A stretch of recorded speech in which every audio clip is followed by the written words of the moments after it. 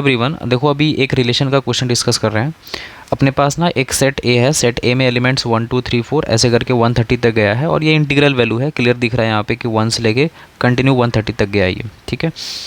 एक रिलेशन दिया हुआ है A B is equal to 100 times A plus B, correct. So we have to find the number of elements in relation R and also find the minimum number of elements from A to A such that it should make symmetric relation basically, है ना। हमें symmetric बनाना है इसको। तो देखो A B is equal to 100 times A plus B दिया है, correct. तो यहाँ से बी को इधर लेके आओ तो A B minus B is equal to 100 ए हो जाएगा। तो बी टाइम्स ए माइनस 1 है ना, बी कॉमन निकालने के बाद 100 ए हो जाएगा। तो बी का वैल्यू हो गया 100 ए अपॉन ए माइनस 1, करेक्ट। अब इसको थोड़ा सा हम लोग ट्रांसफॉर्म करके इस फॉर्म में लिख सकते हैं। 100 ऐड करके अपन 100 सब्ट्रैक्ट कर रहे हैं। इससे फ़ायदा ये होगा कि 100 जब कॉमन निकलेगा तो a माइनस 1 और यहाँ पे सिर्फ 100 बचा और a माइनस 1 को हम डिस्ट्रीब्यूट कर दिए दोनों में।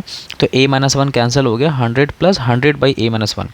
ये काम हमें नहीं करना पड़ता अगर ये a नहीं होता यहाँ पर तो, बट क्योंकि यहाँ पे a आ रहा था तो हम डिसाइड नहीं कर पाएंगे कि हम कैसे वैल्यू रखेंगे इस तरीके से।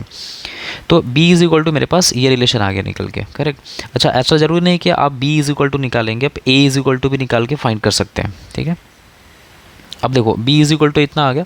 अब सोचो ये b का जो वैल्यू है हमें कैसा चाहिए, b इस एलिमेंट से आएगा, ठीक है, सेट a से आएगा। और a भी कहाँ से होना चाहिए, सेट a से होना चाहिए। और b का जो वैल्यू है वो इंटीजर चाहिए क्योंकि b कहाँ से आ रहा है, यहाँ से आ रहा है और ये सब इंटीजर वैल्यू है। तो हम a माइनस 1 का वैल्यू ऐसा रखेंगे ताकि ये कैंसिल हो जाए। मतलब हम ये कह सकते हैं कि a माइनस 1 का वैल्यू 100 का डिवाइज़र होना चाहिए, करेक्ट। अब बताओ 100 का डिवाइज़र होता क्या क्या है। 100 का डिवाइज़र देखो b belongs to z, a minus 1 must be divisor of 100। अब डिवाइज़र ऑफ 100 क्या क्या हो सकता है, 1 2 4 5 10 20 25 50 और 100, ये सब क्या है, डिवाइज़र है 100 का। मतलब अगर हम यहाँ पर सपोज करो 5 रख देंगे तो कैंसिल होके डिवाइड कर लेगा और b का वैल्यू आ जाएगा इंटीजर्स में, करेक्ट। तो a माइनस 1 का वैल्यू हमें सबसे पहले क्या रखना पड़ेगा, 1 रखना पड़ेगा क्योंकि पहला डिवाइज़र क्या है, 1 है।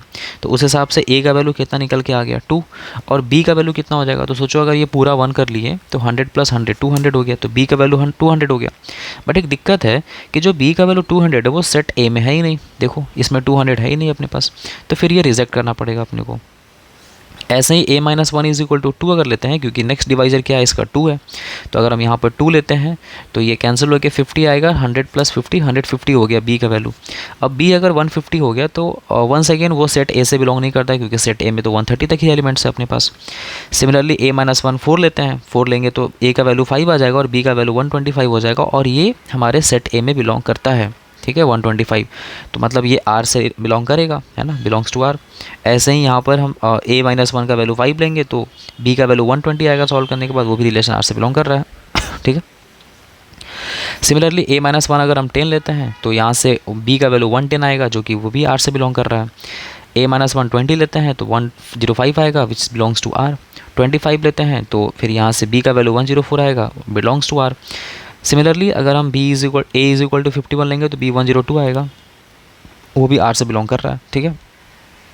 और अगर हम a माइनस 1 का वैल्यू यहाँ पर 100 लेते हैं, ठीक है, a माइनस 1 अगर हम 100 लेते हैं तो उस केस में b का वैल्यू 101 आएगा जो कि रिलेशन R से बिलोंग कर रहा है। तो बिलोंग कौन कौन कर रहा है, 1 2 3 4 5 6 7, ये 7 लोग हैं। अब वो पेयर लिख लो सारा, कौन कौन सा पेयर है।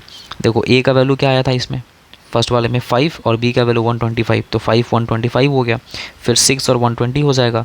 वैसे 11 और 110 हो जाएगा, फिर 26 104 21 105 51 102 101 101 आ गया। ये मेरा रिलेशन R से आ गया, है ना, रिलेशन R के एलिमेंट्स आ गए।